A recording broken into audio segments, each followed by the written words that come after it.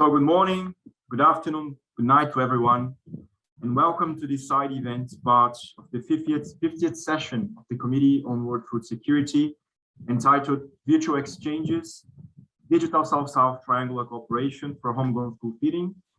My name is Felipe Albuquerque, and I work for the World Food Program Center of Excellence Against Hunger in Brazil.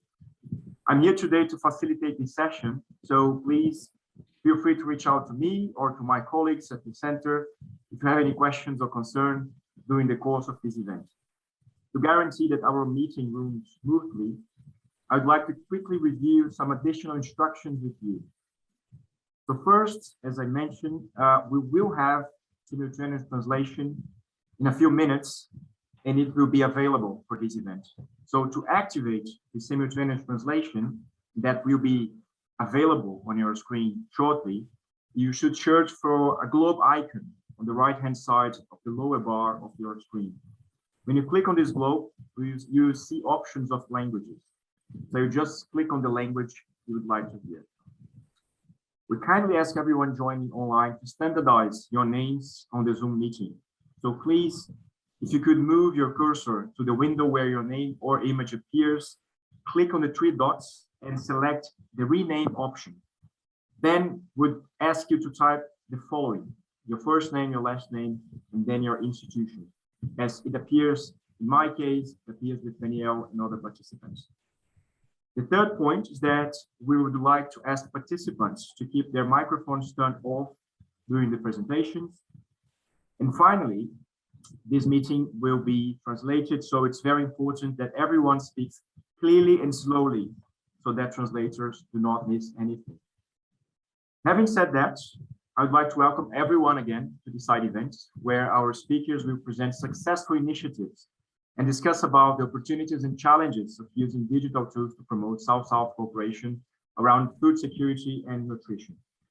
As we all know, sharing lessons learned and challenges to South-South cooperation is essential for countries to devise robust, evidence-based food and nutrition security policies.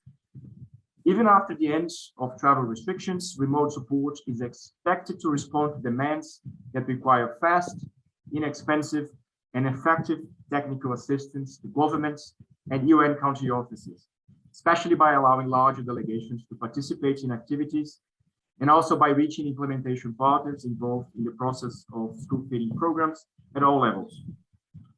This session will first present the virtual study visit to Brazil, an innovative solution developed by the World Food Program and Brazil to disseminate and improve the implementation of school feeding policy globally. Secondly, participants will hear about the initiative between the Food and Agriculture Organization of the United Nations, FAO, and the World Food Program Center of Excellence Brazil that aims to digitally collect evidence, share best practices, produce training materials, and provide technical support to countries in improving homegrown school feeding programs through a sustainable food value chain for nutrition approach. So as for the opening remarks, I will invite Mr. Daniel Balaban, Director and Representative of the World Food Program, Center of Excellence Against Hunger in Brazil. Mr. Balaban, the floor is yours. Thank you very much, dear participants. Welcome to our side event on digital South-South and triangular cooperation for homegrown school feeding. My name is Daniel Balaban. I am the director of the WFP Centre of Excellence Against Hunger in Brazil. Our center is a global hub for knowledge exchange, capacity development, and technical assistance to help countries to achieve zero hunger. Our main thematic areas of work are school feeding, nutrition, smallholder farming, and social protection. Over the past 10 years, we have supported more than 80 countries using South-South and triangular cooperation to showcase positive experiences in the development of food and nutrition security policies. We connect countries and support them in a variety of modalities, including technical and advisory services, promotion of partnerships, knowledge production, and advocacy support. After a decade of doing this work, we know that it's important to provide assistance in innovative ways, catering to the different needs of each country and adapting to the global political and economic context. Since 2019, we have focused on offering remote assistance, using digital tools to provide support in a quick, flexible, and a cost-effective way. This was crucial for the continued delivery of services during the pandemic, allowing us to support 15 countries fully remotely in the past 2 years. Speed is of essence in the current context of a global food crisis, with quick timing being necessary to keep the momentum of advocacy work and national mobilization around food security programs. Last year, in advance of the UN Food Systems Summit, our colleagues in Lesotho solicited our support. Their interest was in South-South exchanges to inform the engagement of Lesotho in the Global School Meal Coalition, which was set to be launched at that summit. Normally, it takes us and partner countries some months to prepare a delegation to come to a study visit in Brazil, as funds must be security and logistical arrangements for high-level representatives finalized. In the case of Lesotho, in a matter of weeks, we were able to virtually host a delegation of 45 participants to the virtual study visit, at no cost to them and right on time for the Food Systems Summit. Flexibility is also needed to better serve countries in ways that make sense for them and address the specific topics that are relevant at that moment. Angola, for example, had taken a delegation to visit Brazil in the past, and this year they wanted to dive deeper into more technical discussions around legislation, program funding, and accountability. Like the case of Lesotho, this allowed for a much larger and broader group of participants to join in the experience, including technical level government staff and NGO implementing partners. Finally, I would like to say that remote assistance can offer significant savings to countries and UN country offices, a core advantage in the shadow of a global recession and increasing demand for humanitarian development investment. An on-site, just for you to know, an on-site study visit for a delegation of 6 costs upwards of $30,000, while a virtual study visit for a much larger group can be offered at 0 cost to delegation. This cost efficiency can be applied to other types of services and in combination with in-person work. To hire an international consultant, for example, for 6 months in the field drafting a policy document of medium complexity, it costs an estimate of $50,000. To deploy 2 of our Center of Excellence experts to do the same job, it would cost 1/3 of that amount by combining field visits, field missions with remote support. These benefits can be seen not only in the work with countries, but also between UN agencies. Later in this event, you will be introduced to a joint project between the WFP Centre of Excellence and FAO, for which all activities have been conducted remotely. In this session, you will hear directly from our partners about how digital South-South cooperation can be a powerful tool, helping countries from the global South develop their school feeding programs by learning from each other. These exchanges can accelerate our global work together to solve our common challenges, making sure that every child has access to healthy and nutritious meals.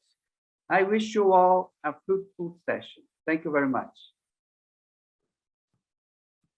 Mr. Balaba, many thanks for your words and for mentioning the many advantages and opportunities of the virtual study visit to Brazil. We will now hear from Ms. Nancy Aburto, Deputy Director of the Food and Nutrition Division of the Food and Agriculture Organization of the United Nations. Ms. Aburto, please, whenever you're ready, the floor is yours. Thank you, Philippe, and good morning, good afternoon, and good evening to all. On behalf of FAO, I welcome you to this CFS side event on digital South-South and triangular cooperation for homegrown school feeding. And what a great week to be hosting this event, as we have the convergence of two important gatherings. On the one hand, of course, we have the Committee on World Food Security, but we also have the celebration of the first School Meals Coalition Week. And today's event is highlighting the intersection of these two gatherings. And of course, it's understandable that we would want to highlight that intersection between CFS and school meals. Because at CFS, we're not only considering the crises, the threats, the challenges that are driving global hunger, food insecurity, and malnutrition, but we are also coming together to share, to elevate, to learn from, and to amplify solutions. Now, we know that children and adolescents are a vulnerable group for hunger and malnutrition. In this life phase of rapid growth, their nutritional needs are high. And unfortunately, we also know that hunger and malnutrition in this group can have lifelong negative consequences, starting with malnourished children not performing as well in school, but then also the physical and the cognitive toll of malnutrition can result in reduced lifelong earnings compared to peers who are well-nourished as children. However, schools also provide an unparalleled entry point for addressing hunger and malnutrition. School food and nutrition programs provide nutritious foods and healthy meals that can alleviate hunger and malnutrition, reduce micronutrient deficiency, and even prevent overweight and obesity. And the benefits of school food and nutrition on children and adolescents go far beyond the plate of food. They also help improve school enrollment and attendance, increase cognitive and academic performance, and even contribute to gender equity and access of education by keeping children, especially girls that are particularly vulnerable from dropping out, keeping them in school. Furthermore, school food and nutrition programs benefit beyond the classroom, beyond the children. When the demands for school food are connected with local smallholder production, these programs support local producers and the growth of the local economy. This approach, of course, is known as homegrown school feeding, and it's been recognized by several countries, and in particular by the African Union, as vital for school children and for their communities. Even the UN Food System Summit recognized the game-changing potential of school food and nutrition programs, not only for supporting children, but for transforming food systems. And of course, one sign of that is the formation of the School Meals Coalition that we're celebrating this week. Now, the distinctive elements of homegrown school feeding programs include the prioritization of smallholder farmers in a way that maximizes sustainable benefits on prices, opportunities for commercialization, and market linkages. And they also support access to productive assets for smallholders and other stakeholders along the value chain. FAO is fully committed to support the strengthening of all levels of school food and nutrition programs, from the development of nutrition guidelines and standards to school meals programming, including homegrown school meals programming. And FAO has experience in countries, and we're pleased to have the opportunity to work with governments from Ethiopia to Guyana to Grenada to Kyrgyzstan to Angola, Honduras, and Peru, just to name a few, in support to strengthening their homegrown school feeding programs based on their challenges and their local solutions. So FAO is so pleased to be working in all of these areas, but we're not working anywhere alone. In addition to working with those national and those local governments, FAO is working with many UN and non-UN partners and agencies. And one partnership that we are particularly honored by is the extensive partnership with the World Food Program and with the World Food Program Centre of Excellence. We're pleased to continue this strong collaboration and coming together today to convene what I'm sure is going to be an interesting and robust discussion. Now, I look forward to our speakers who are going to be sharing reflections on the FAO WFP Centre of Excellence joint initiative to strengthen country capacity for homegrown school meals with a focus on those nutrition sensitive, sustainable value chains. But it's not just that we'll be sharing. We'll be talking about how we're leveraging the strength of South-South and Triangle cooperation to expand and multiply the benefits of individual cases through the sharing of innovation, the sharing of lessons, and sharing of good practices. So on behalf of FAO, I thank our partners, the Brazilian National Fund for Education Development, the Brazilian Cooperation Agency, the WFP Centre of Excellence in Brazil, as well as WFP headquarters and offices in Lesotho and Angola for coming with us today to co-convene this interesting event. I thank you all for joining and giving your time during a very busy week, and all my best for a fruitful session. We'll now move to the second part of the side event, always bearing in mind what she mentioned, that our main goals here are to learn from and amplify good solutions and lessons learned in school feeding. We'll learn more about the work of the World Food Programme Centre of Excellence against Hunger in Brazil in its virtual study visit, as mentioned Danielle, which was developed in partnership with the government of Brazil. I will now start by inviting Ms. Sharon de Freitas. She's the head of the program at the World Food Programme Centre of Excellence against Hunger in Brazil. Ms. de Freitas, please, the floor is yours. Thank you, Felipe. Good morning, good afternoon, and good morning to everyone. The socioeconomic impacts of COVID-19 pandemic put in danger the global development gains achieved in the last few decades. Many advances made possible by South-South triangular cooperation were and still are at risk. Quick adaptation and implementation of new methodologies are even more important under this context. That is why the WFP Centre of Excellence in Brazil, in partnership with the Brazilian Cooperation Agency, ABC, and the National Fund for Education Development, FNDE, launched the Virtual Study Visit Brazil. This initiative has the power to use digital information and reduce costs, with the goal of supporting new ways to overcome not only physical limitations, but also economic issues. Aiming to present fundamental aspects of the Brazilian experience in school feeding for South-South cooperation, the virtual visit intends to support countries that wish to continue investing in development during the global crisis we are all facing. The virtual visit consists in a series of videos in English with subtitles available in Portuguese and Spanish, and very soon in French, simulating an immersion into the Brazilian National School Feeding Program, PNAE. But don't worry, they are not long and boring. On the contrary, they are short, fun, and with a lot of relevant thematic points, including, for example, details of how homegrown school feeding can be a good idea to improve food security in the countries. Besides the videos, the methodology includes 2 remote meetings, one before the videos and another one right after. These meetings are opportunities for exchanging information, like if everyone was in the same room together. We invited today 2 countries that already had the opportunity to be part of the Virtual Study Visit Brazil to tell you their impressions, Lesotho and Angola. We hope they can inspire others to innovate and bring nice examples of how we can learn and exchange even when we are far away from each other. I would like to give a special thanks to CFS for this opportunity, our partners, colleagues, the team that made this event possible, and you that is virtually with us today. Thank you.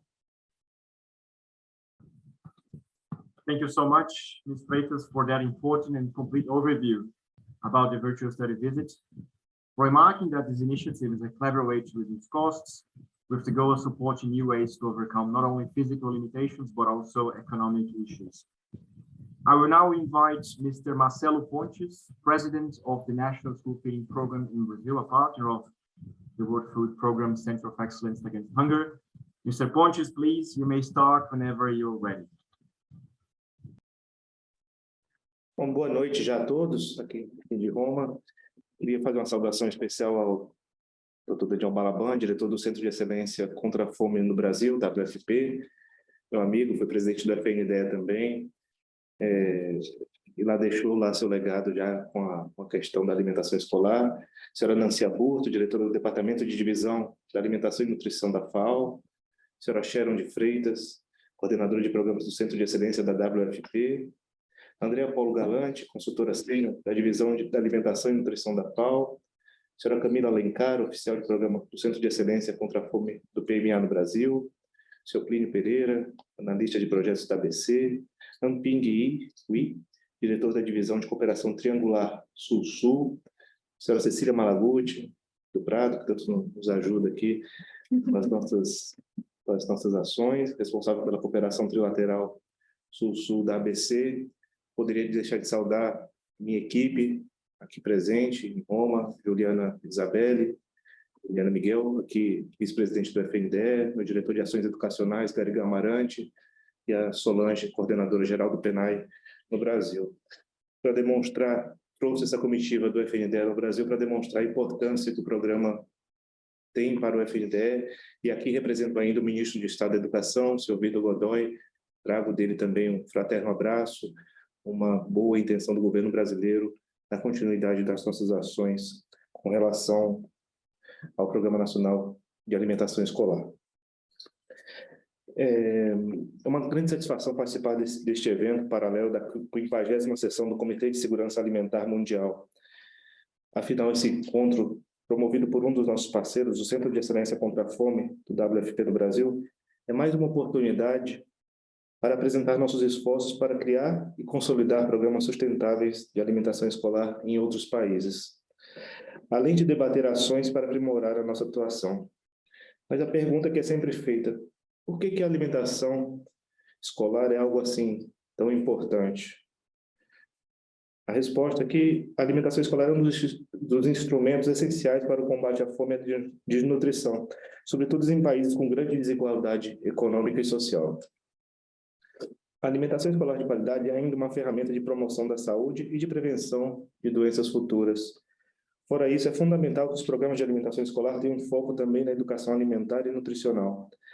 Assim, podemos também imprimir bons hábitos alimentares nos nossos estudantes, hábitos que podem ser levados pelos próprios alunos para suas famílias, tornando a educação alimentar ainda mais ampla e abrangente. Temos ainda um outro aspecto que nós temos que ficar atentos com relação a esse tema. Quando juntamos alimentação escolar e agricultura familiar, temos uma das parcerias mais admiráveis e mais produtivas. Garantimos alimentos mais frescos e saudáveis para nossos estudantes e, ao mesmo tempo, asseguramos mercado e renda para os agricultores familiares, que geram impactos positivos no desenvolvimento econômico e social dessas comunidades e dos municípios brasileiros. Essa ampla gama de objetivos e resultados é o que buscamos incessantemente lá no Brasil, com o nosso Programa Nacional de Alimentação Escolar, aquele que chamamos de PNAE. A experiência do governo brasileiro com a alimentação escolar começou em 1955, são mais de 6 décadas.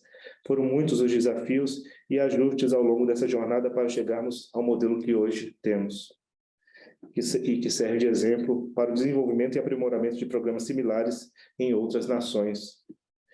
E fazemos isso junto com importantes parceiros, como a WFP e a FAO. E aqui vale o meu reconhecimento destacado a esses dois grandes parceiros do FNDE, do Ministério da Educação e do governo brasileiro, que fazem no modo geral, essa tradução da essência do programa para o mundo. Temos acordos de cooperação com essas entidades para consolidar os nossos programas de alimentação escolar em dezenas de países espalhados pelo mundo. Essas parcerias têm um valor especial para nós, o governo brasileiro. Afinal, auxiliar outros países é uma questão de humanidade. Disseminar nossa experiência brasileira já consolidada e adaptá-las e customizá-las a outras realidades é muito mais proveitoso do que começar tudo do zero. Dessa forma, conseguimos resultados mais rápidos e consistentes. Mudando um pouco de foco, depois desse resumo inicial, vamos ver um pouco mais sobre o Programa Brasileiro de Alimentação Escolar. O programa no Brasil é coordenado por nós, do Fundo Nacional de Desenvolvimento da Educação, O FNDE é uma autarquia vinculada ao Ministério da Educação e é responsável por repassar os recursos da alimentação escolar a estados e municípios, além de regulamentar todas as regras do programa. Importante dizer que o FNDE também é uma autarquia de assistência técnica e financeira, é o executor da política educacional do Brasil, que nasce, por assim dizer, no gabinete do Ministro do Estado da Educação. Um dos pilares do PNAE é a intersetorialidade. Nós temos uma série de parceiros, como o Ministério da Saúde, o Ministério da Agricultura, que nos auxiliam na regulamentação e na própria execução do programa, cada um com a sua área de atuação. Em seguida, podemos destacar aqui o caráter universal do PNAE. Nós atendemos todos os estudantes da educação básica pública, da educação infantil até o ensino médio. São 40 milhões de alunos, isso mesmo, 40 milhões de alunos, em cerca de 150 mil escolas, incluindo as escolas indígenas, as quilombolas, as federais, as filantrópicas e comunitárias conveniadas com o poder público. Preciso aqui ainda frisar que os recursos que o governo federal do Brasil repassa servem apenas para a compra de gêneros alimentícios. Não podem ser utilizados para outros fins. E esses recursos têm um caráter suplementar. Significa dizer que os estados e municípios brasileiros também precisam fazer aportes para a aquisição ou para a execução da alimentação escolar. Como já citei, estamos presentes em todo o território brasileiro, em todos os estados e municípios. E temos um outro dado igualmente relevante. Outros dados igualmente relevantes. São servidas mais de 50 milhões de refeições diariamente no Brasil para os estudantes, totalizando cerca de 10 bilhões de refeições por ano. Cerca de 40 mil agricultores familiares vendem seus produtos para alimentação escolar. E temos ainda a participação de 8 mil nutricionistas no nosso programa, que são os responsáveis técnicos do PNAE em cada localidade e planejam os cardápios escolares, além de outras atribuições. Contamos ainda com o auxílio imprescindível dos conselheiros de alimentação escolar. São mais de 80 mil pessoas da comunidade escolar incumbidas de acompanhar a execução do PNAE em cada estado e município. Além disso, é importante salientar que os recursos do governo federal só são repassados para os entes federativos ou para os estados e municípios, por assim dizer, que estejam com o Conselho de Alimentação Escolar vigente, que possuam um nutricionista, pelo menos um nutricionista devidamente cadastrado como responsável técnico do programa e que não tenham pendências com a sua prestação de contas de anos anteriores. De qualquer forma, os recursos federais para a alimentação escolar chegam a 4 bilhões de reais por ano, ou seja, algo em torno de 745 milhões de dólares pela cotação atual, e representam, em grande parte das vezes, a principal fonte de valores para aquisição de alimentos para estudantes. Tudo caminhava bem, tanto na execução do PNAE como na cooperação internacional, junto com os nossos parceiros, até que veio a pandemia. Então, no início ali de março de 2020, onde praticamente tudo parou. Tivemos um lockdown, na maior parte dos países, e na maior parte dos países as escolas fecharam. Foi nesse momento que surgiu uma questão delicada: como manter a segurança alimentar dos estudantes sem as aulas presenciais, principalmente aqueles mais carentes. No Brasil, rapidamente corremos atrás de uma primeira solução para não deixar os nossos alunos desassistidos. Ainda no primeiro semestre de 2020, cerca de 15, 20 dias após o início da pandemia, alteramos a legislação do PNAE para permitir a entrega de kits de alimentos diretamente aos estudantes. Isso foi essencial para mantermos a segurança alimentar dos nossos alunos das redes públicas. Pode continuar, é só a TV que desligou, tá? Ainda aprovamos 2 repasses extras do PNAE, feitos em dezembro de 2020 e janeiro de 2020, para reforçar o caixa de estados e municípios, para compra destinadas aos alunos. Esses repasses somaram 760 milhões de reais, ou seja, cerca de 140 milhões na cotação de dólares na cotação atual. Mas houve ainda outros desafios pela frente. Uma das estratégias para aprimorar a execução do PNAE sempre foi a capacitação, a orientação aos gestores, sejam eles estaduais ou municipais, que atuam na alimentação escolar. Para manter essa assistência técnica no período mais crítico da pandemia, adotamos algumas estratégias. Vou aqui passar alguns exemplos dentro do tempo que me foi atribuído. O primeiro exemplo é que investimos fortemente em encontros de capacitação em formato virtual. Também produzimos uma série de vídeos, cartilhas e manuais de orientação para auxiliar os técnicos envolvidos com a execução do PNAE. Além disso, adaptamos nosso monitoramento ao formato remoto para acompanhar a entrega de kits alimentares aos estudantes no período da suspensão das aulas presenciais.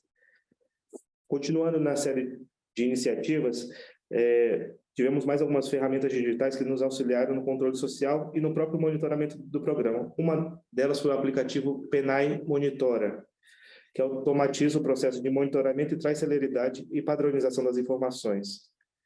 Com a ferramenta, os técnicos pelo monitoramento têm um roteiro específico a seguir e podem organizar melhor suas agendas, economizando tempo, trabalho e com ganho de produtividade. Ao término de cada visita a uma escola, um relatório é gerado e processado, facilitando a identificação e o aprimoramento do programa. Já o ePNAE, uma outra iniciativa, foi um aplicativo voltado para reforçar o controle social. Por meio deste app, conselheiros de controle social, estudantes, professores ou qualquer outro membro da comunidade escolar podem avaliar a alimentação que está sendo servida nas escolas da rede de ensino. O ePNAE também permite o contato direto da comunidade escolar com o conselho de alimentação local ou com o nutricionista, responsável pelo programa, pela execução daquele programa no estado ou no município. O interessado pode encaminhar uma mensagem por esse aplicativo com questionamentos ou sugestões sobre a alimentação escolar. Mais uma ferramenta que implementamos é o PodCai, que é um podcast voltado para os conselheiros de alimentação escolar. São episódios curtos que trazem uma série de informações sobre as atribuições dos conselheiros e as formas de atuação. Agora, voltando ao foco para a cooperação Sul-Sul, a pandemia trouxe uma série de desafios extras na consolidação de programas de alimentação escolar em outros países.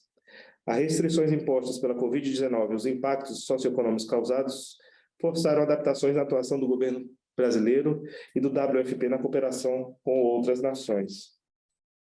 Uma das soluções criadas foi a visita virtual de estudos virtual no Brasil, que é uma imersão, uma verdadeira imersão digital no Programa Brasileiro de Alimentação Escolar por meio de uma série de vídeos em inglês com legendas em português e espanhol, como bem disse a oradora que me antecedeu. É uma forma de utilizar recursos digitais para repassar informações e orientações importantes para o desenvolvimento das nossas políticas de alimentação escolar em várias outras nações. E ela é muito menos onerosa do que as tradicionais visitas presenciais que eram realizadas antes da pandemia e que ficaram prejudicadas do Covid.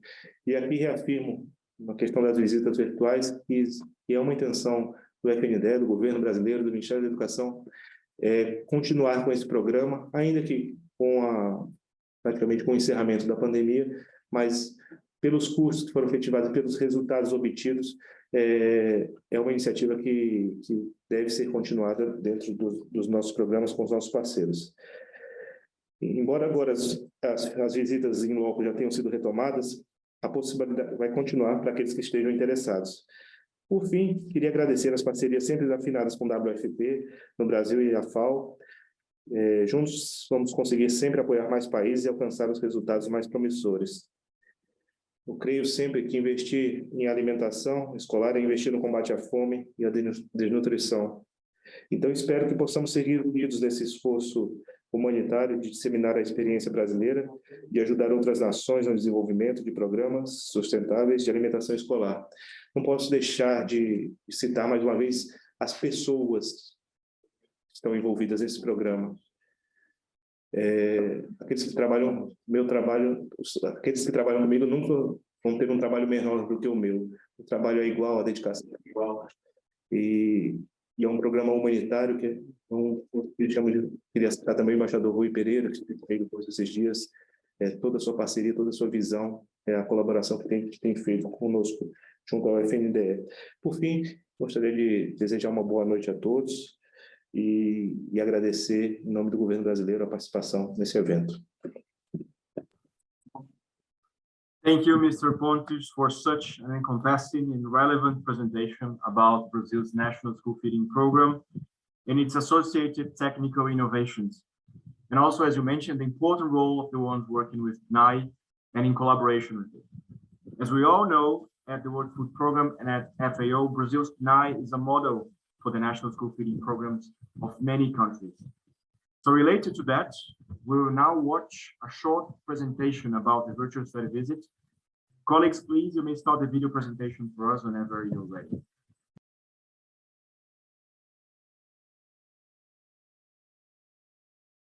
Did you know that the Brazilian National School Feeding Program is one of the largest of its kind in the world, supporting over 40 million students every day with a hot, balanced meal? Did you also know that the program is part of a broader public policy aimed at reducing poverty and inequality? We present you the virtual study visit Brazil. The intent of this visit is to take you through the main aspects of the Brazilian food and nutrition security framework, and more specifically, to give you all the details on the Brazilian National School Feeding Program and its supporting policies. Our visit is divided into 6 videos, each of them focusing on one of the key aspects to build a sustainable school feeding program. The topics are legal and regulatory frameworks, financing, institutional capacity and coordination, design and implementation, civil society participation, and smallholder farming. These videos can be watched in order or separately, depending on what type of information you are looking for. But don't worry, these won't be long lectures. We have done our best to provide our visitors with concise and highly applicable information. And the main purpose of these videos is to show you how reality works on the ground. We will visit schools, rural areas, and see the people who purchase, deliver, and prepare food for children every day. The virtual study visit is supported by a virtual exchanges methodology, developed in partnership with the Brazilian government, and is available upon request. Contact us now to learn more.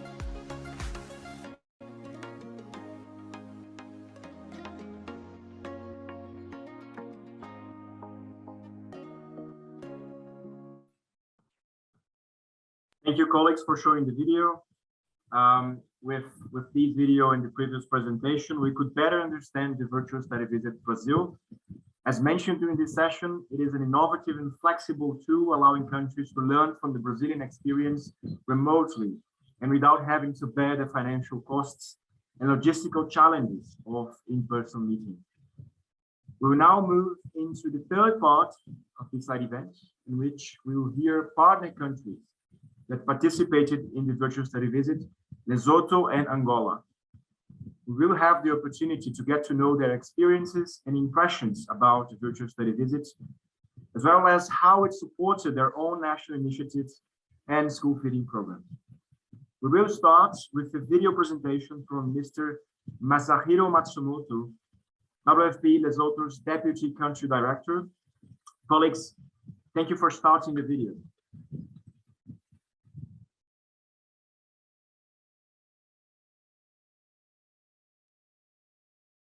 Thank you for this great opportunity. Once again, my name is Masahiro. People call me Masa, originally from Japan. I'm the Deputy Country Director based in Lesotho. And then Country Director Oho is absent this week. So I'm representing the WFP Lesotho team. Thank you once again for this opportunity.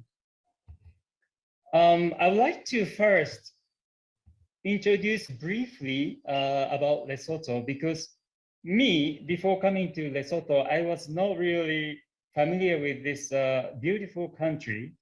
Lesotho is a small mountainous country and surrounded by South Africa. Actually, it's located in the country of South Africa with a population of 2.2 million. GDP per capita is around $1,000, considered as a lower middle income country. And then this beautiful country, but facing various issues. One is the HIV/AIDS prevalence rate is the world number 2, reaching 25%. Unemployment rate is high as over 20%. But I often see the statistics of over 30% among the youth.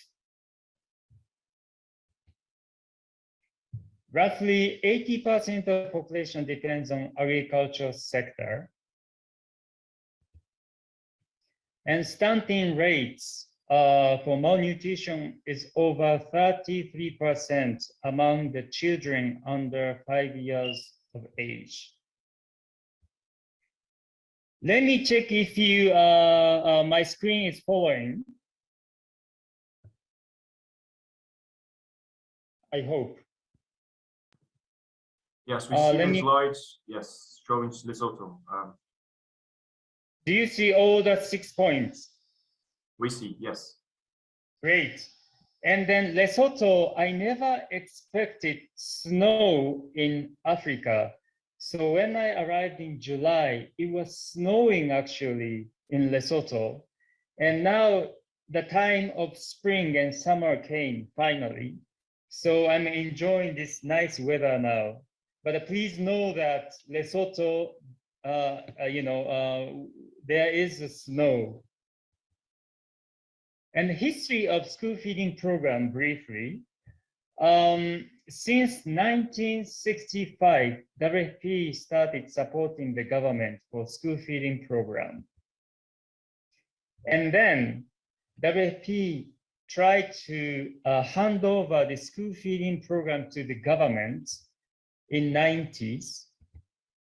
And successfully, it was handed over to the government. Now, in 2022, the government introduced this private sector approach called the National Management Agents. Now, this private sector is the one managing the school feeding program for the government, serving 350,000 children at the primary school level. For pre-primary school level, under the age of 5 years old, WFP is supporting 60,000 small children through school feeding program. So the government supports primary school feeding, and then WFP supports pre-primary school feeding. Now it's time that the government is reviewing the school feeding policy, and this Brazil virtual tour came at the right time last year. So from here, I would like to introduce how Brazil has been having a great impact on the school feeding in Lesotho. Lesotho started having support from Brazil since 2013. In 2013, the Ministry of Education team visited Brazil, and they witnessed the successful models implemented in Brazil.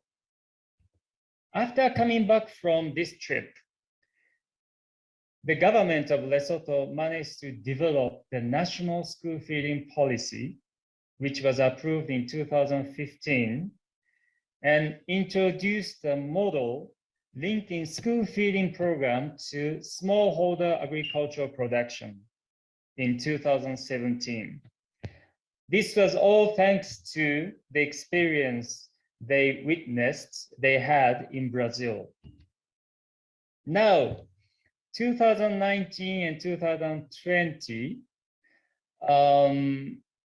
there's a support from technical support team from the Brazil. And then Brazil team helped the Lesotho develop the handover strategy of school feeding program from WFP to Ministry of Education in Lesotho. So as you see, the history of school feeding in Lesotho has been growing together with Brazil, and thanks to the support from Brazil. Then 2021, last year, this is a time I also arrived in Lesotho as a deputy country director. I felt privileged to be part of this and participate in this virtual tour organized by Brazil.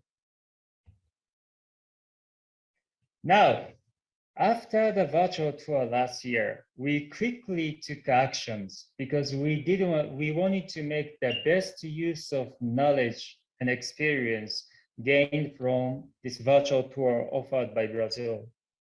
One is implementation of homegrown school feeding. Now it's happening at 458 schools. Training for the private entity, national management agents who are running the school feeding in Lesotho, and also smallholder farmers training. And then some locations, the government managed to introduce school gardens at the pre-primary schools involving the parents. Also, we've been working on capacity development for the Ministry of Education. As I speak now, in my next door, there are 3 staff from Ministry of Education receiving trainings in monitoring and evaluation. So it's happening now as we speak, actually. Now, lessons learned from Brazil. So up to here, I was introducing how Lesotho learned from Brazil and introduced some initiatives. In this last slide, I would like to introduce what's pending and what we need to learn from Brazil from today. One is a legal framework.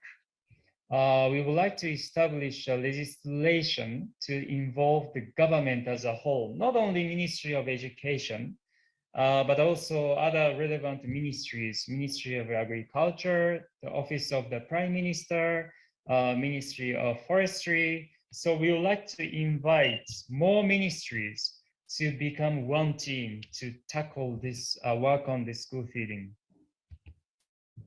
Financing. We would like to establish a structure similar to the National Fund for Education Development in Brazil, and to place a sustainability of funding. Also, institutional capacities. We hear there's a similar model. Of course, we are learning from Brazil, FNDE in Brazil. We have still some challenges, with this new model applying national management agencies. So we would like to work on strengthening the capacity of these new agencies. We would like to also work on multi-sectoral coordination. There is a CAISAN, I hope I'm pronouncing right, in Brazil. So we would like to also establish something like CAISAN by reviving the existing school feeding committees and school boards to basically enhance the multi-sectoral approach.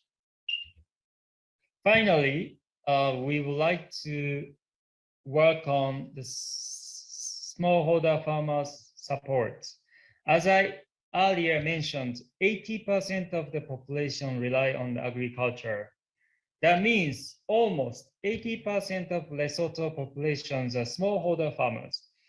So we would like to establish a policy framework that facilitates smallholders, farmers access to markets and credit, extension services, and input for rural production to guarantee effectiveness of homegrown school feeding.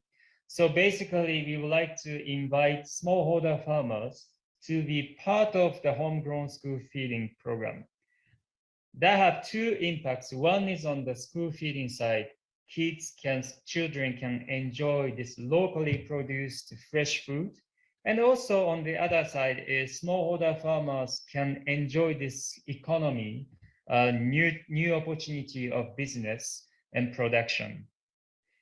Thank you so much. I heard it's only 10 minutes. It's 11 minutes. Apologies for this additional 1 minute, but I'll hand it over to you. Thank you so much. Thank you, colleagues. As you saw, Brazil had a great impact in school feeding in Lesotho. Mr. Matsumoto mentioned the extensive support Lesotho received from Brazil since 2013 and the planned interventions for that country. Legal framework, financing, institutional capacities, multi-sectoral coordination, and smallholder farmers support. With that, we can now move to the second video presentation, the video presentation from Ms. Soraya Calongela, National Director of Primary and Preschool Education of Angola. As happened with Lesotho, Angola also benefited from the virtual study visits with the government of Brazil and the Center of Excellence. So now, please, colleagues, we shall now watch the video from Angola.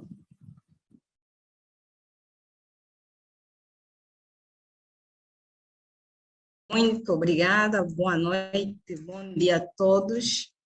Meu nome é Soraya Calongela, sou a diretora nacional da educação pré-escolar e do ensino primário.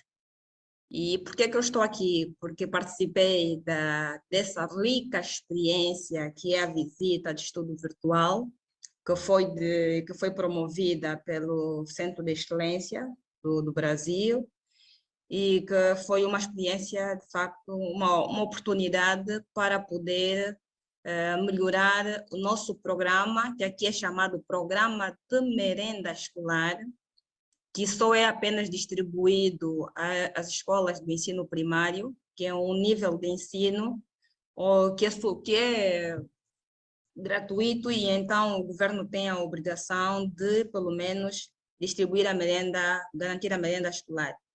Mas, infelizmente, este nosso programa não é assim tão abrangente, não envolve não é distribuído em todas as escolas. O orçamento disponibilizado pelo Ministério das Finanças é canalizado diretamente para os municípios, e os municípios fazem a gestão deste programa de merenda escolar, selecionando algumas escolas, olhando para a questão das escolas onde tem mais crianças vulneráveis, crianças com necessidades educativas especiais, mas não abrange todas as escolas. E para termos uma ideia, em 2021-22 beneficiaram cerca de um universo de 548 mil crianças do ensino primário, mas se tivermos que olhar para aquilo que é o universo de alunos matriculados, foi num total de 5 milhões, então não é bastante, mas existem algumas pequenas experiências em relação ao programa de merenda escolar. E dizer que nessa visita virtual, que tivemos a oportunidade de participar, considerando que o Ministério da Educação, que tem a responsabilidade de conceber a política educativa, inclusive também de elaborar em parceria com o Ministério da Ação Social, que é Ação Social, Família e Promoção da Mulher, que é o que coordena o programa de merenda escolar, a Saúde e o Ministério da Agricultura. Temos um regulamento apenas, mas agora estamos a avançar para uma outra fase, que é da elaboração de uma política nacional de alimentação e saúde escolar. E é nesta perspectiva, depois de realizarmos um seminário e também depois de participarmos deste estudo virtual, identificamos que os aspectos que nós temos que melhorar é a capacidade de coordenação institucional. Também temos que olhar para a questão do envolvimento da comunidade. O Brasil tem isso e muito bem. O processo também de implementação, o Brasil tem um desenho de implementação, conforme tivemos a oportunidade também de ouvir há pouco, até na apresentação, e também no estudo virtual. E a questão também da monitoria e avaliação. Infelizmente, nós não conseguimos, às vezes, até ter os dados estatísticos em tempo real sobre o número de alunos que beneficiam da merenda escolar. A coordenação, às vezes, o próprio monitoramento é um pouco complexo e precisamos de aprimorar neste aspecto, bem como também aspecto ligado à agricultura familiar. Existem em Angola pouquíssimas experiências onde escolas estão a distribuir uma merenda escolar baseada num prato quente. Na maior parte dos casos, distribuem sandes, distribui-se sumos, enfim, distribui-se frutas, em alguns casos, mais um prato quente São casos em que nós podemos, são poucos casos, são poucos municípios que estão a trabalhar neste sentido, e então, neste processo de reestruturação, olhando para aquilo que foi a experiência que nós, das informações que recebemos, essa partilha de experiência do Brasil vai nos inspirar bastante a olhar para todos esses aspectos que nós consideramos como desafio no nosso programa de merenda escolar. E dizer que, portanto, em relação ao quadro legal, também o Brasil tem um quadro legal e que dá suporte a toda essa estrutura do Programa Nacional de Alimentação Escolar, mas nós precisamos, de facto, de também criar legislação para o efeito. Também vai nos inspirar a experiência que nós recebemos aqui do Brasil.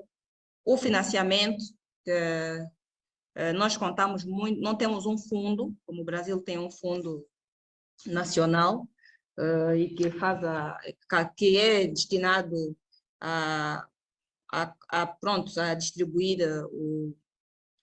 esses fundos para os municípios. Nós precisamos, de facto, também de aprimorar neste sentido, é tudo a nível do município, e não se tem em conta o número de crianças. Outros elementos é a existência de uma estrutura de gestão nacional, que o Brasil tem, isso nos inspira também. Nós agora estamos a propor a criação de uma comissão multissetorial que vai fazer a coordenação, que vai envolver também outros ministérios. Já o Brasil tem essa coordenação horizontal, mas também tem alguma coordenação vertical, até inclusive do centro, a nível central até a escola, e nós precisamos também de beber dessa experiência, e também ter uma coordenação horizontal, inclusive com os representantes da sociedade civil, com a comunidade escolar. Isso é um aspecto muito importante que no nosso contexto se enquadra, e temos que também olhar para estes elementos para podermos aprimorar aqui a nossa estrutura de gestão, a nossa estrutura do programa, o próprio desenho de implementação da merenda escolar. Esse financiamento contínuo que o Brasil, e estável, que o Brasil tem no programa, é extremamente importante para nós. Também precisamos de olhar para essa experiência, porque nem sempre aqui em Angola, continuamente, os municípios têm os recursos financeiros disponíveis. Tem meses que tem meses que não tem, e isso às vezes não permite a distribuição regular da própria merenda escolar às crianças. Então, precisamos também de olhar.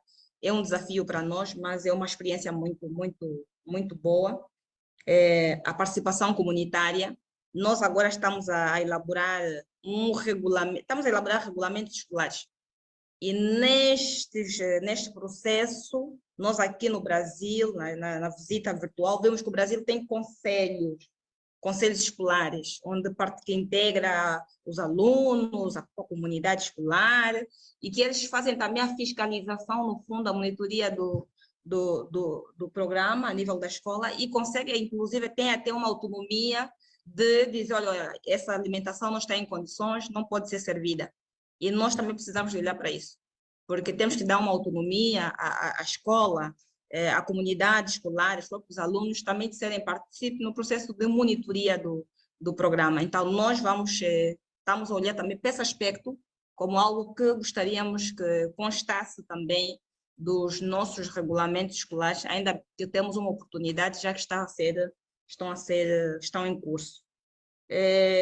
Agricultura familiar, pronto, já é algo que nós temos que fortalecer com o Ministério da Agricultura, que faz parte da coordenação multissetorial, mas também em termos de currículo, né, da abordagem curricular dessas questões ligadas à alimentação escolar. O Brasil também traz aqui a horta escolar, e é importante.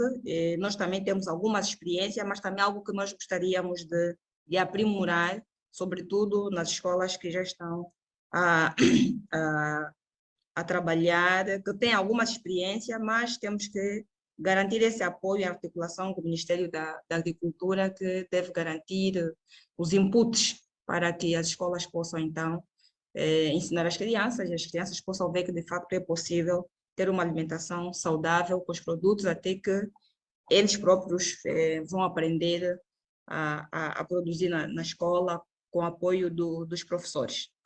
De uma forma geral, dizer que a experiência foi muito rica mesmo.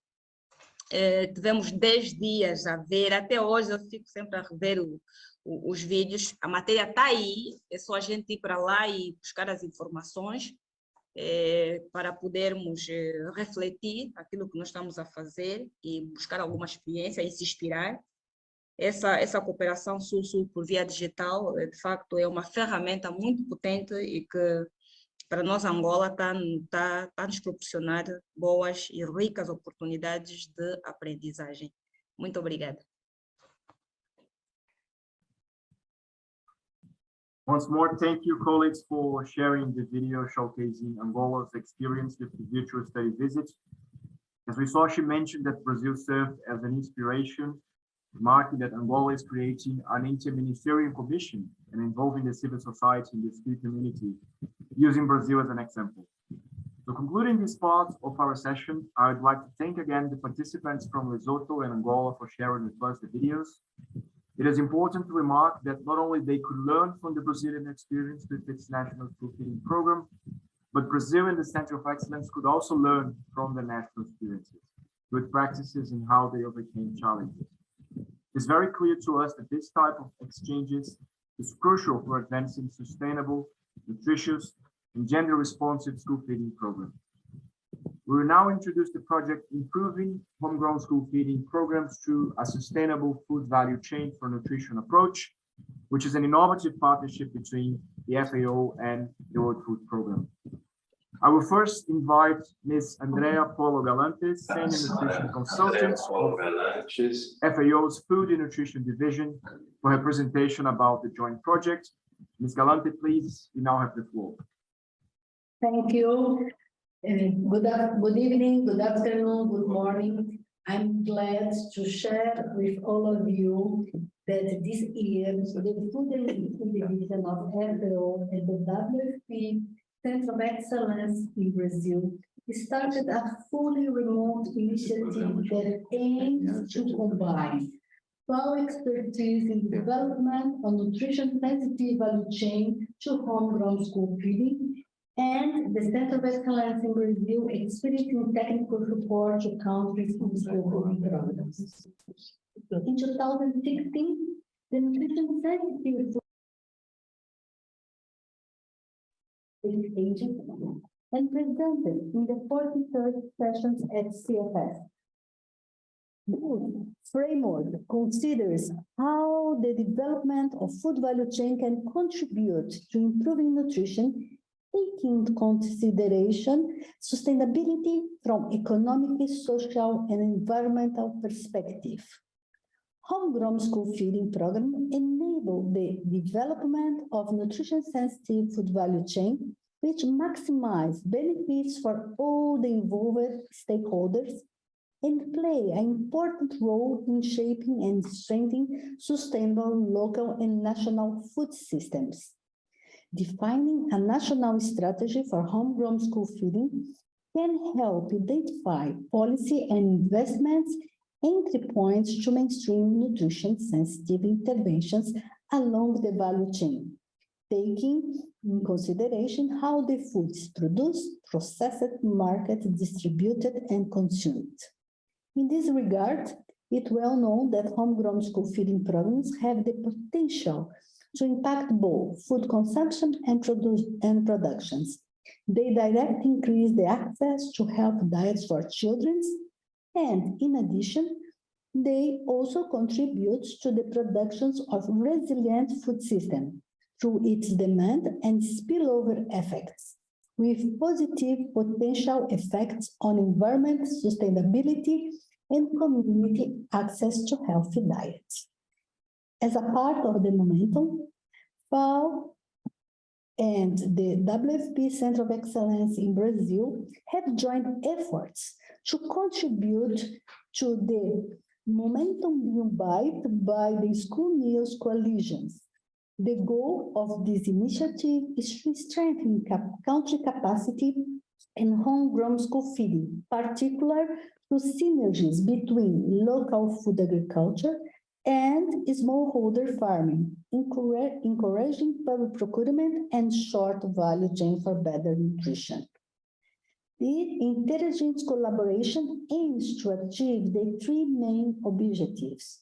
First, identify experience of countries in Asia, Africa, and Latin America that have been implementing homegrown school feeding programs, including how this smallholder is acting in the program. Compile and showcase on FAO and WFP tools and materials produced to support countries in linking smallholder farmers to schools, opening a space for technical collaboration. And finally, provide technical assistance through thematic workshop where countries can learn from experts and each other's experience with how homegrown school feeding can support smallholder producers. All of this will be implemented virtually. Thanks for the opportunity of sharing this, and thanks for your attention. Over to you.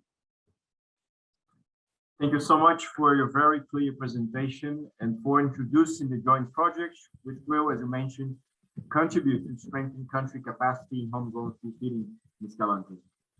So complementing your presentation and also talking about the project, I will now invite my colleague, Ms. Camila Alencar, Program and Policy Officer at the World Food Program Centre of Excellence against Hunger in Brazil.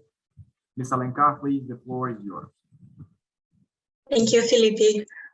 Good evening, good afternoon to all of you. I'd like to follow up on what our colleague from FAO just shared and introduce some of the activities within the scope of this joint project, all of which have been designed to be executed fully remotely, as mentioned. First, we will start by analyzing the existing landscape of homegrown school feeding globally.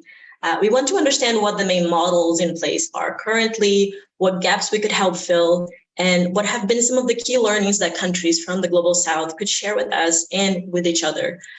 We will do this by conducting an extensive desk review, analyzing secondary data published by FAO, WFP, and other UN agencies, national databases, policy documents, and academic papers. Since we cannot cover all countries globally, we have sampled 15 countries covering Asia, Africa, and Latin America, based on consultations with our colleagues at FAO, the WFP Regional Bureau, and the School-Based Programs Unit at WFP HQ. One of our goals is to identify what are the good practices, what are the learnings and things that countries can share with each other about this link between public procurement and smallholder farmers with the school meal programs, whether those are programs implemented by the government alone or in partnerships with UN agencies. Based on the Center of Excellence experience in supporting countries with homegrown school feeding, we have targeted some trends to further explore in our desk review and in the events that we will host later this year. We have noticed, for example, that many countries are leveraging local public procurement as a tool to invest in other cross-dimensional aspects of their food value chain. They're using this acquisition of local products not just to promote healthy diets, but also as a strategy to develop their entire value chain in a sustainable manner. These include, for example, initiatives for accelerating gender equality, promoting the social and economic inclusion of vulnerable populations, capacity building strategies, value chain development, and the sustainability of food systems as a whole. To deepen these discussions around these opportunities, we will host 2 online events later this year. We hope these workshops will provide a space for countries where they can discuss among peers and with specialists, and to help us validate these trends that we have identified, these priorities that we have noticed that countries have been putting forward. The first event will take place in November and will focus on gender-sensitive nutrition and agriculture, as well as social programs for the inclusion of vulnerable populations. We want to show concrete examples of projects, technologies, policies, and tools that can guide governments and UN country offices in supporting, for example, rural women and indigenous farming communities. Along these lines, the project's second event will take place in December and will focus on how homegrown school feeding programs can be leveraged to increase capacity and technology advancement in agriculture, as well as the sustainability of the whole production system. For instance, these include training technology initiatives, the inclusion of products such as fish in these school meals. Finally, the third main deliverable of the project is a compilation, a package of capacity strengthening materials such as videos, policy briefs, legislation samples, and success stories. One of them has been presented earlier is the virtual study visit Brazil. And our goal here is to highlight the wealth of materials that is already available, that has already been produced by WFP, FAO, which can serve as an entry point for more assistance, the requests from countries, country offices, but also support them in their engagement with the School Meals Coalition. I'll stop here, and I would like to end by extending an invitation to all of you to join us in this event. Feel free to reach out if you have any questions or suggestions about the project, and thank you very much. Thank you, Ms. Alencar, for your talk about this relevant and, as I mentioned, innovative project. Thank you for giving us more details about it and its related events. Above all, I must mention that it's always significant when sister agencies such as FAO and WFP collaborate and work together. So moving on, now we will invite Mr. Plínio Pereira, project analyst from the Brazilian Cooperation Agency, for a summary of the meeting and an analysis on the main opportunities and challenges for the use of digital tools in South-South cooperation. As mentioned, the Brazilian Cooperation Agency has expertise in working across with South-South and Triangular cooperation and as a partner of the United Nations. Mr. Pereira, please, the floor is yours.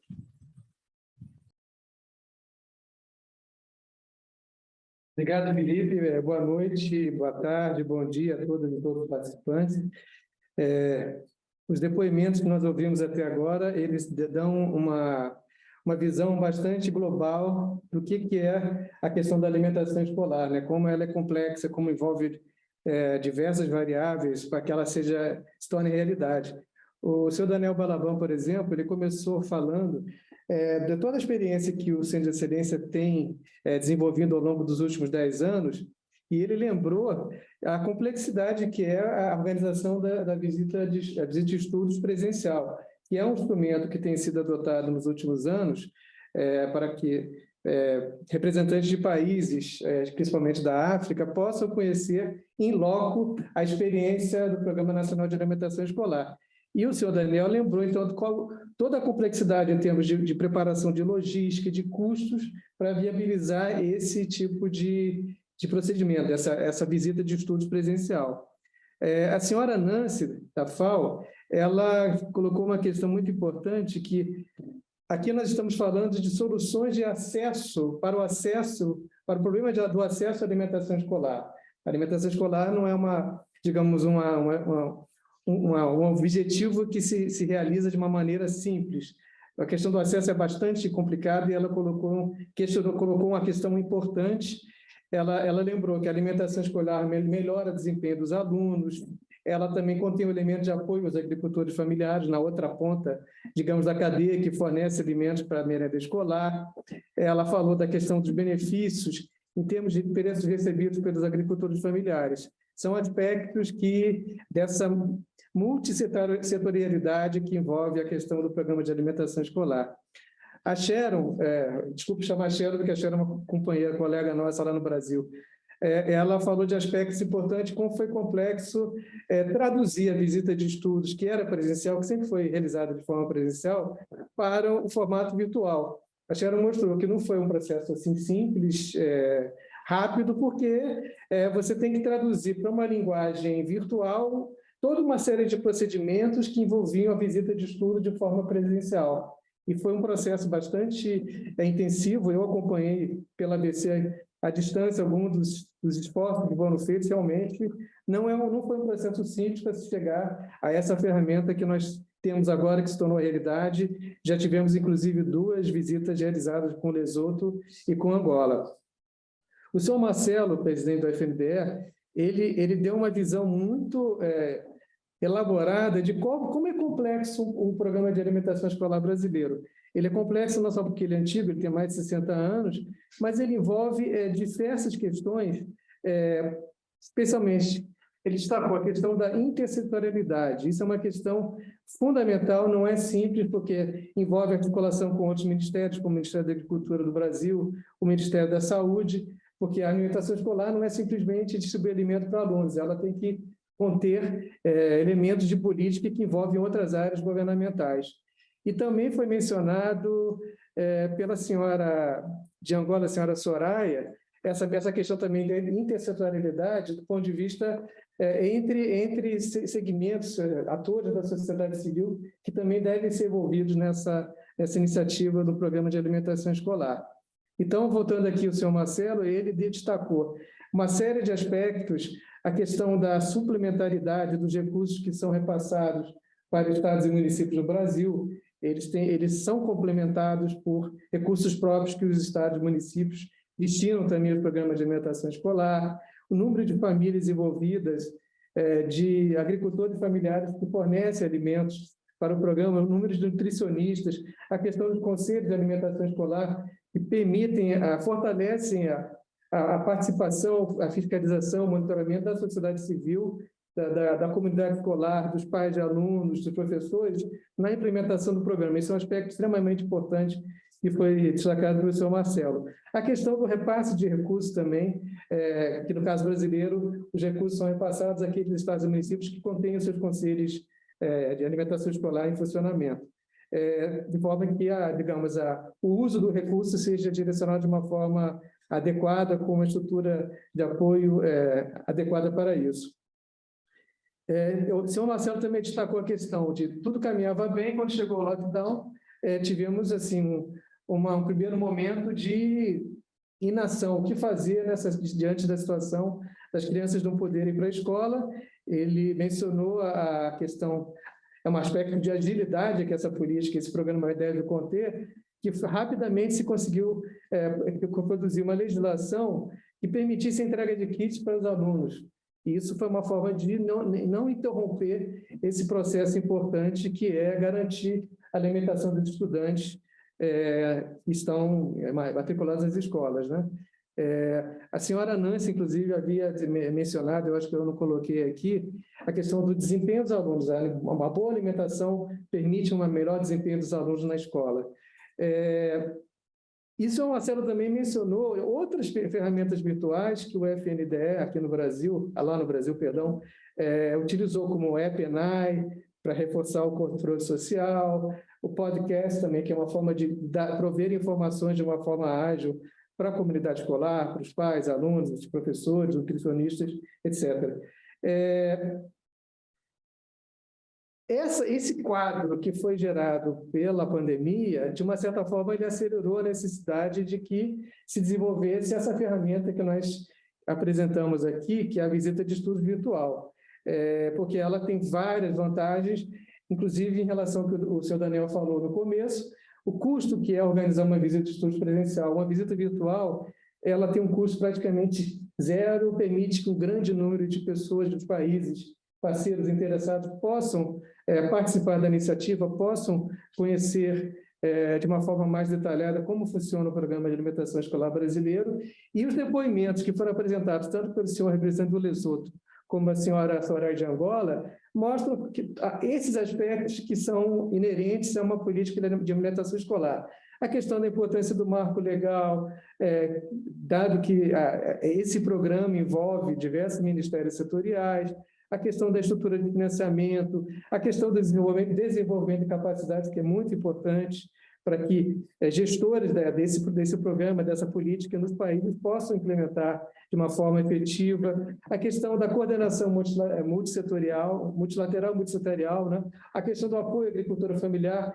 Então, eu vejo com muita satisfação que ambos os depoimentos de Lesoto e Angola destacaram que as vantagens de terem participado, seus gestores, seus funcionários públicos terem participado dessa iniciativa da visita de estudo virtual. Todos esses aspectos importantes foram ressaltados para serem observados no aperfeiçoamento desses programas nos países respectivos, né?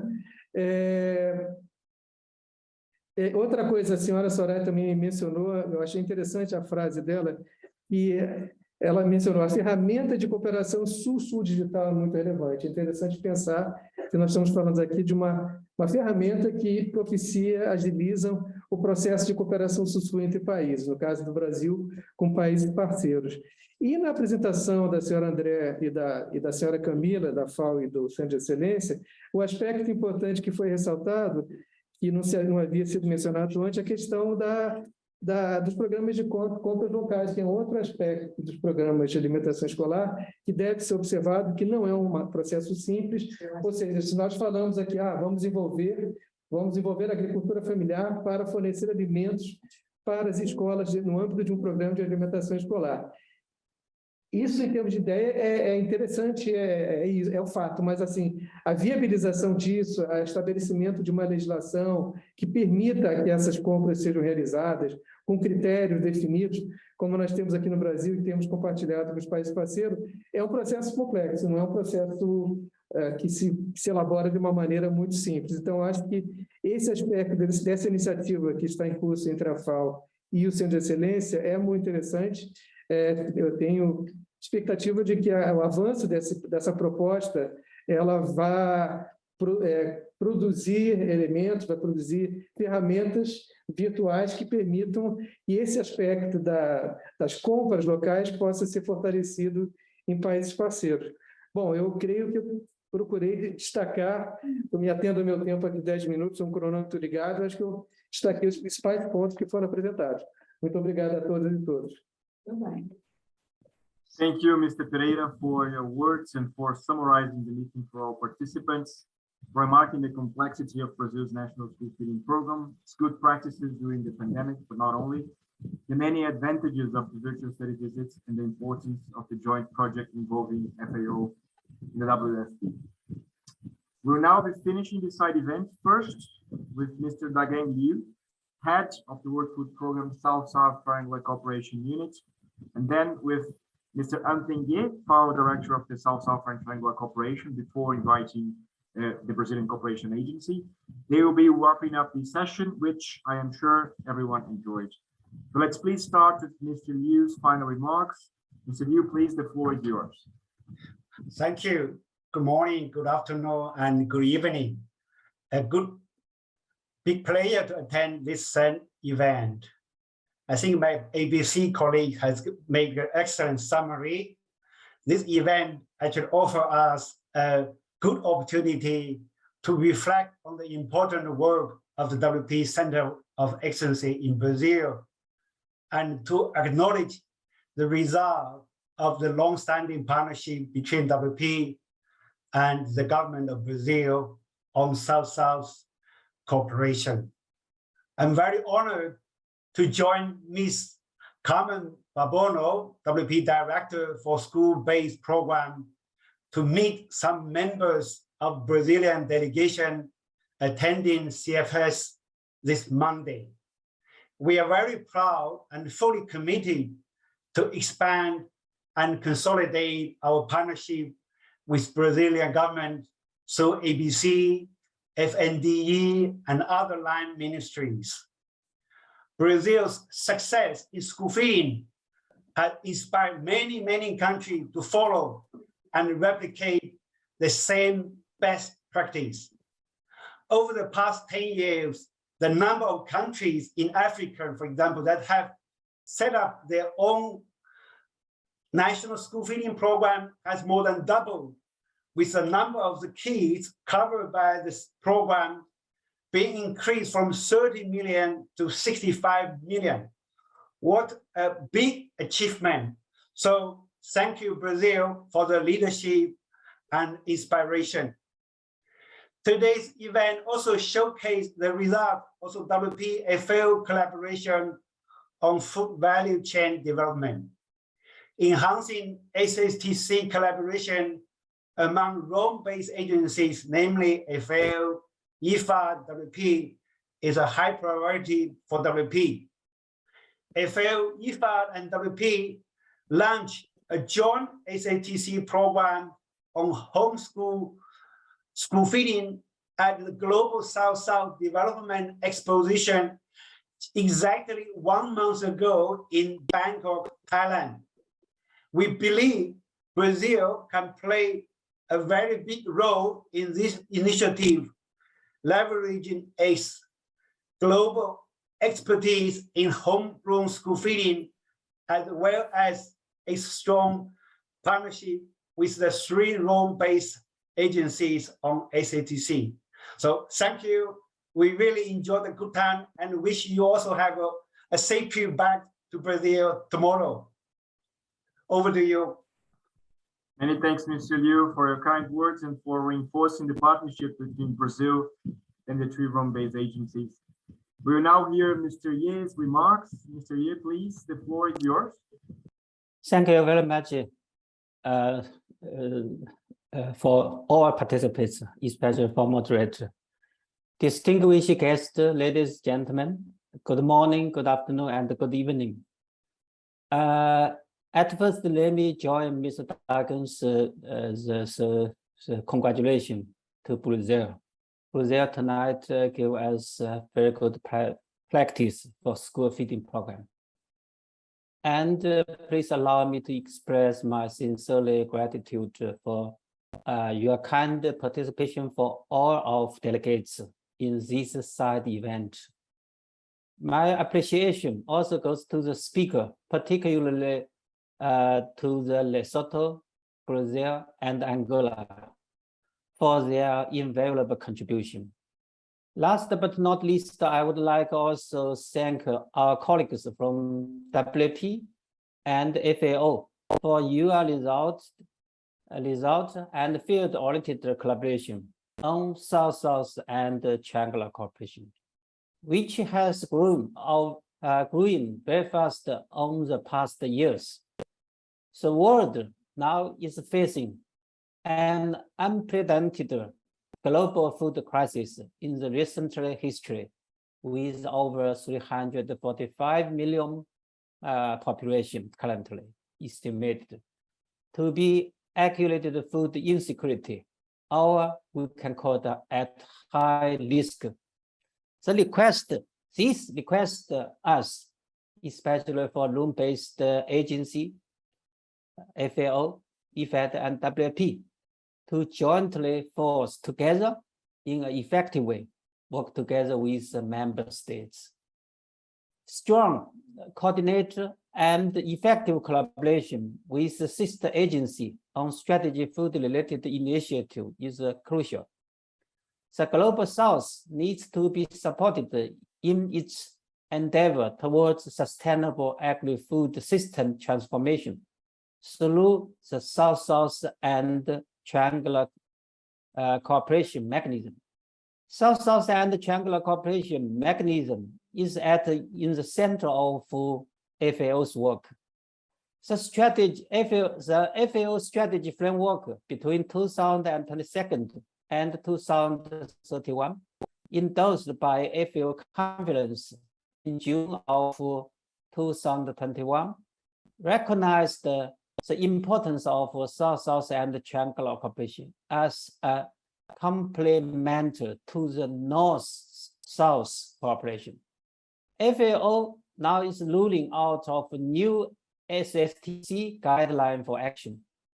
The main objective is to develop a result-focused vision and structure, providing strategy direction for FAO South-South and Triangular cooperation program.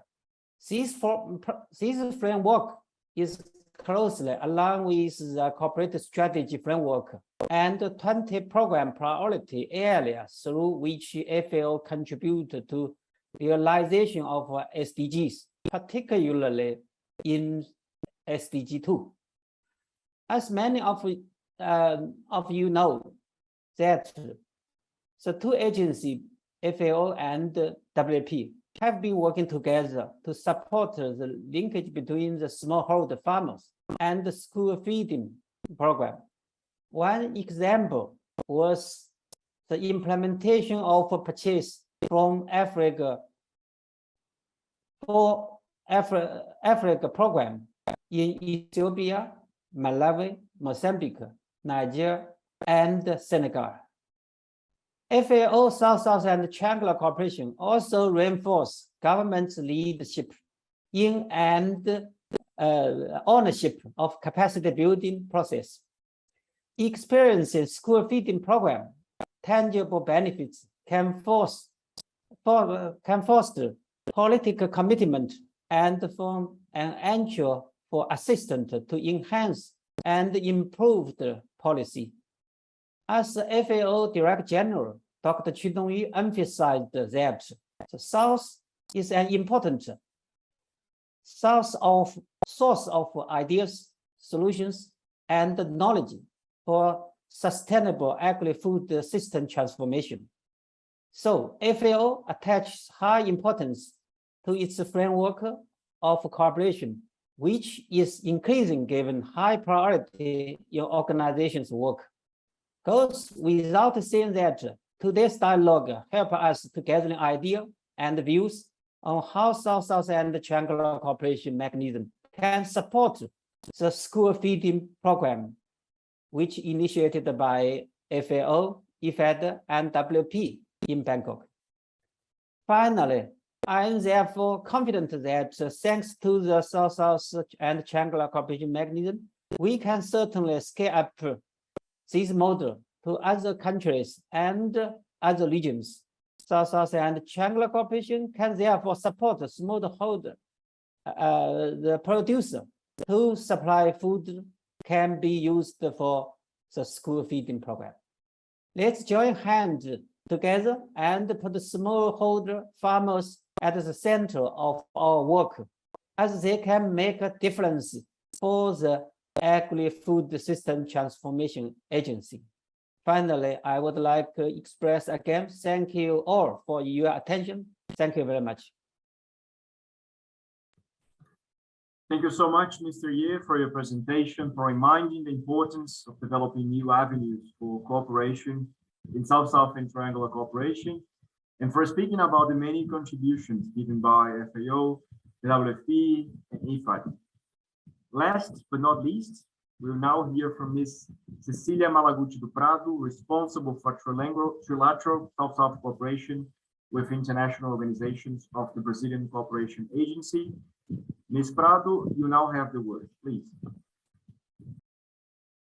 Muito obrigada, Felipe. Bom dia, boa noite, boa tarde a todas e todos.